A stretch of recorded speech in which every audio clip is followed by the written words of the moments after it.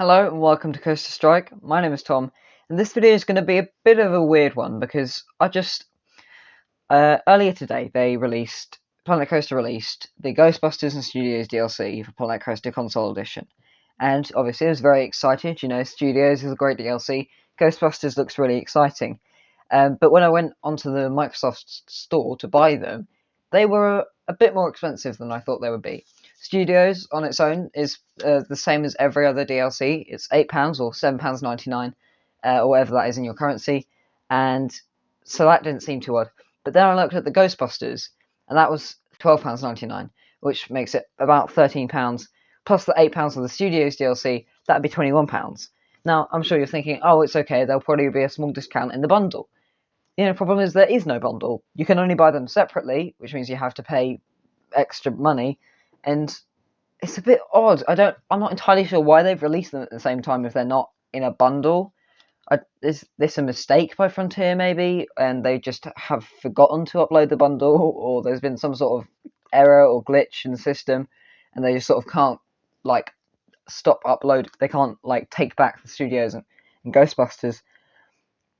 I'm not really sure, but I just wanted to let people know because you might be wondering why this is the case, and the reason that Ghostbusters is so expensive is because it requires a lot of licensing. Ghostbusters is a big brand. There's some big budget movies made by Hollywood and all the massive companies which have grossed millions, if not billions, across the entire planet, and that cost Frontier a lot of money to have the rights, the music, the scenery pieces, and just the name Ghostbusters.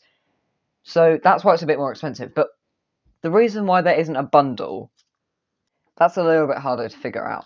As I said, it's a bit weird for them to upload them together if they're not going to be in a bundle, but they have decided to do that. They've decided to upload them in a pair. And I think the reason is purely just not to mess with the system, because then people will be like, oh, why is this bundle more expensive than all the others? And again, there is the reason, but you don't want to have those complaints flowing in. So I think this is a bit of a weird move by Frontier, and I'm a bit confused.